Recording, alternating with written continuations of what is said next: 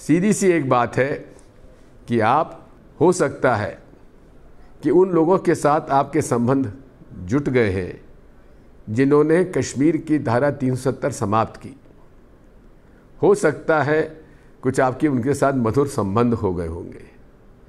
एक बात मैं ज़रूर आपसे कहूँगा, आपने लिखा है कि आज कांग्रेस जोड़ो की आवश्यकता है और उसी पत्र में आप कह रहे हैं कि हम लोग भारत जोड़ो की आवश्यकता नहीं है।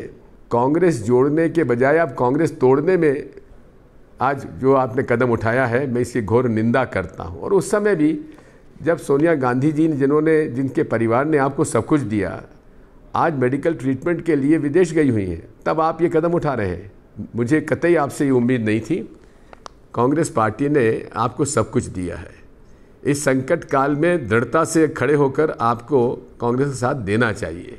आपने जो इस्तीफा दिया है और जो आपने जो पत्र लिखा है उसकी मैं घोर निंदा करता हूं और मुझे उम्मीद है कि पूरे देश के कांग्रेसजन आज मेरी बात से सहमत होते हुए आपके इस कदम की घोर निंदा करेंगे और डटकर भारत जोड़ो यात्रा में शामिल होकर इस देश के जो व्यवस्था, सामाजिक और आर्थिक व्यवस्था बिगड़ रही है, जिस प्रकार से समाज को तोड़ा जा रहा है, अल्पसंख्यक समुदाय के साथ जातियां की जा रही हैं, दलित और आदिवासियों के खिलाफ जातियां की जा रही हैं, अत्याचार किया जा रहा है, उस समय आप कांग्रेस का साथ छोड़ रहे हैं।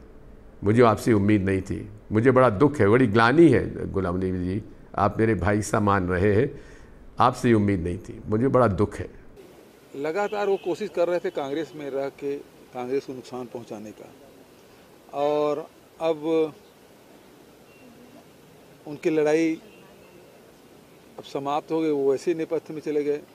कांग्रेस पार्टी ने उसको पूरा सम्मान दिया, केंद्रीय मंत्री भी बनाए, महासचिव भी बनाए, मुख्यमंत्री भी बनाए। तो जो एक व्यक्ति को मिल सकता है किसी एक पार्टी से, उतना सब कुछ वो प्राप्त किए। उसके बाद आप पार्टी की सेवा करने के बजाय उसको जिम्मेदारी भी दी गई।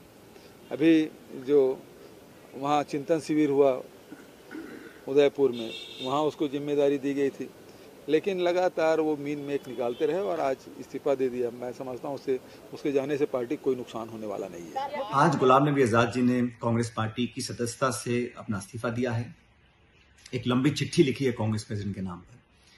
मैं समझता हूँ जो टाइमिंग है इस चिट्ठी का और इस्तीफे का, वो बहुत दुर्भाग्यपूर्ण है, क्योंकि 50 साल के लंबे अरसे तक कांग्रेस पार्टी में तमाम पदों पर रहने के बाद, यूथ कांग्रेस, सांसद, मंत्री, मुख्यमंत्री, नेता प्रतिपक्ष, इतने पदों पर रहने के बाद आज जरूरत थी देश को और पार्टी को कि भाजपा के शासन के खिलाफ ठीक उन मुद्दों को उठाएं जिन मुद्दों को आजाद साहब उठाते थे सदन के अंदर, राज्यसभा के अंदर, महंगाई का, भ्रष्टाचार का, बेरोजगारी का। उन मुद्दों के खिलाफ कांग्रेस पार्टी रैली कर रही है 4 तारीख को। 7 तारीख को भारत जोड़ो यात्रा पूरे देश में हमारी पार्टी निकाल रही है। ये समय था संघर्ष का, सच्चाई को रखने का और भाजपा का सामना करने का। ऐसे समय पर पार्टी छोड़ देना और जो तमाम बातें उस चिट्ठी में लिखी गई हैं, उस सच्चाई से बहुत परे हैं।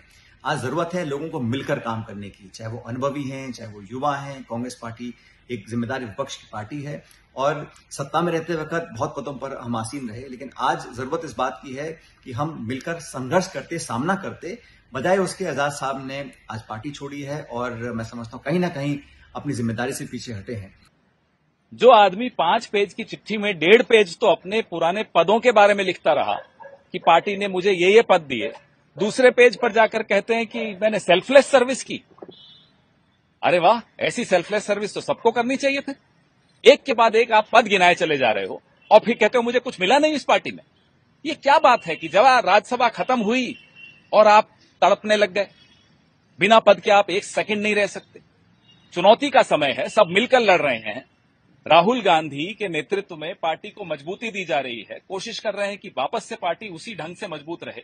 और इस पार्टी को कमजोर करने में, माफ कीजिएगा, योगदान किन लोगों का रहा है? यही तो लोग हैं जिनका योगदान रहा है पार्टी को कमजोर करने में। आज पलट कर कह रहे हैं पार्टी कमजोर हो गई। अरे आपकी वजह से कमजोर हुई, हर कार्यकर्ता जानता है। आप सीडब्ल्यूसी में रहे, इतने साल रहे, हाथ उठाकर सीडब्ल्यूसी के मेंबर बन जाते थे, तो तब आपको नहीं समझ में आता था कि ये गलत है या सही है। आज वो सारी बातें गलत लग रही हैं आपको।